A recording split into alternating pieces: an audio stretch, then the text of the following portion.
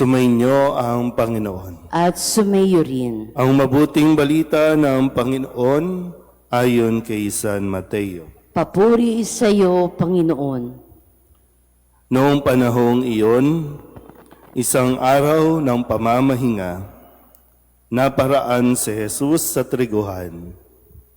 Nagutom ang kasama niyang mga alagad, kaya't nangitil sila ng uhay at kinain ang mga butil. Nang makita ito ng mga Pariseyo, sinabi nila sa kanya, "Tingnan mo ang ginagawa ng iyong mga alagad. Bawal iyan kung araw ng pamamahinga." Sumagot si Jesus, "Hindi ba ninyo nabasa ang ginawa ni David nang magutom siya at ang kanyang mga kasama?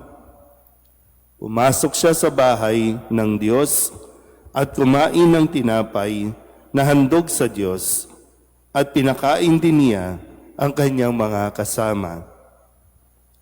Labag sa kautusan, nakanin nila ang tinapay na iyon sapagkat ang mga saserdote lamang ang may karapatang kumain niyon.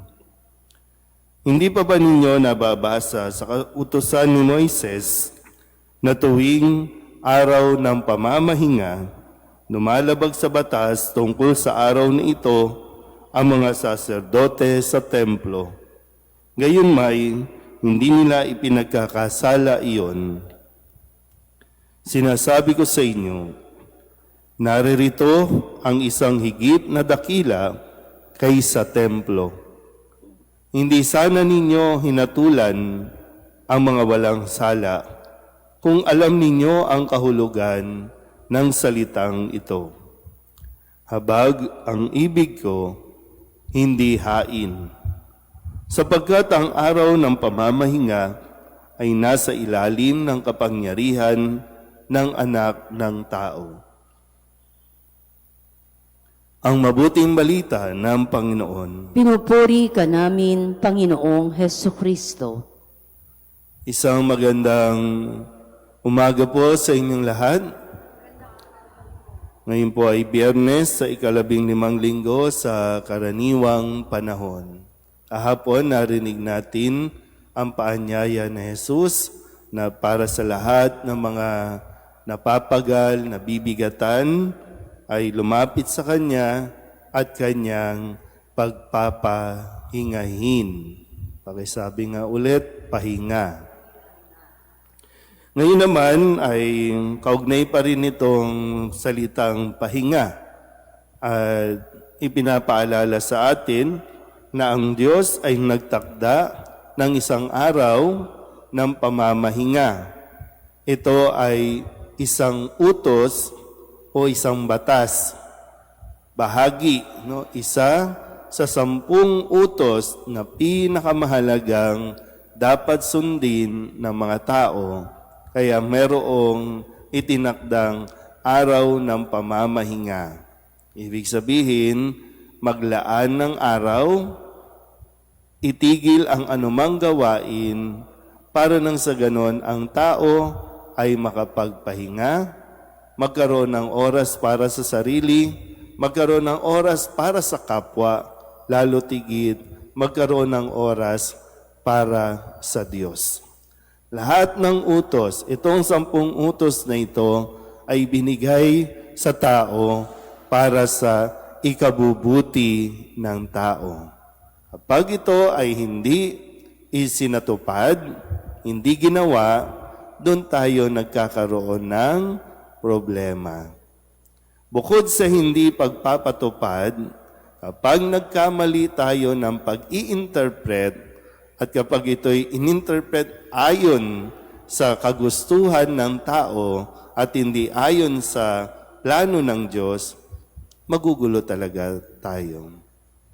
Kasi, bukod sa, di ba, sinabi nga, ipangilin ang araw ng pamamahinga.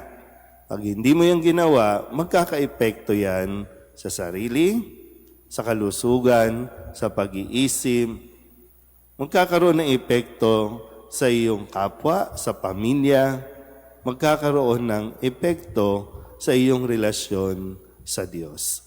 Naintindihan po ba? Okay. Kaya ngayon, isang pagkakamali nitong mga Pariseyo, kasi ang mga Pariseyo, para bang sila yung mga mambabatas noong panahong iyon. Sila kasi yung nakakaalam o nakaka-memorize. Sila din yung mga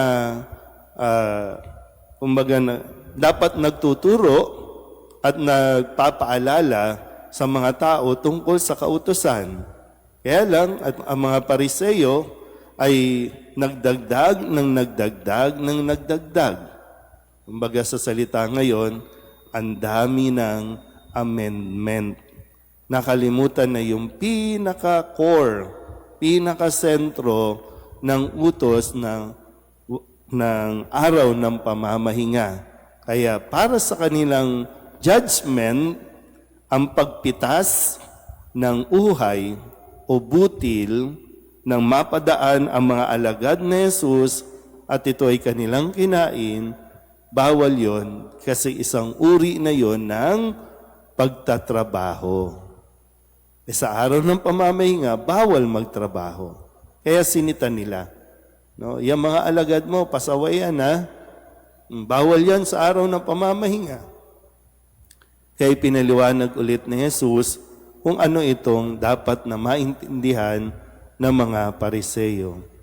Kasi ang pagpapatupad o pag-i-implement ng isang batas ng walang pag-unawa, ng walang puso, walang kapupulutan na mabuti para sa ating relasyon sa isa't isa. Ay minsan, kailangan natin ng common sense. Kaya lang, puro common, walang sense. Ang napakalaking problema natin ngayon. Kaya nga sa mga hearing natin, di ba, sa mga hearing tungkol sa impeachment, tungkol sa flood control, puro common, nawawala yung sense. Kaya, nawawala sa yung dapat na tukuyin, yung dapat na palabasin na katotohanan, naliligaw, maging sila, ligaw na ligaw na. Ito yung mangyayari. Hindi tayo makausad. Kasi ang batas naman ay para sa lahat. Kung ang tao, di ba, ang gutom, walang pinipili din naman tao yan. Mahirap o mayaman, magugutom ka. Sa batas, wala din dapat itong pinipili. Ibinigay ito ng Diyos para sa lahat. Kaya lang, kung babaluktutin natin na dahil ito yung pangalan mo, tapos kapag mayroong isa na gumawa ng parehong kasalanan, ikukulong agad. Kaya tayo nagugulo. Mismong mga mambabatas, hindi nakakaunawa ng batas. Isa sa, minsan, madalas ko nababanggit, dahil nakasubaybay nga tayo sa mga kaganapan sa ating lipunan, lalo na sa gobyerno natin, sa mga mambabatas natin. Di ba? Ano ba ito, mga hearing na ito? Sayang, nagsasayang tayo ng milyon-milyon kada araw. Pero yun, bawat hearing, milyon ang budget. Sabi ko, bakit pa may budget pa yan?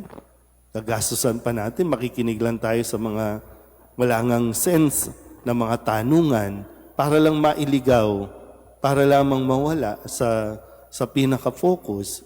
Milyon-milyon, ilang tao ang nagugutom. Tapos mismong dapat inaasahan, sila ang hindi tumutupad, sila ang hindi nagsasagawa nito.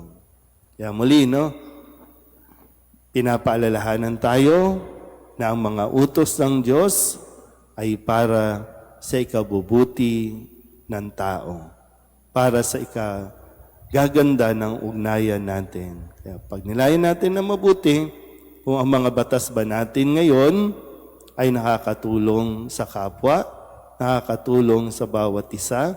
Kung hindi, itigil na natin at bumalik tayo sa utos ng Diyos. Amen.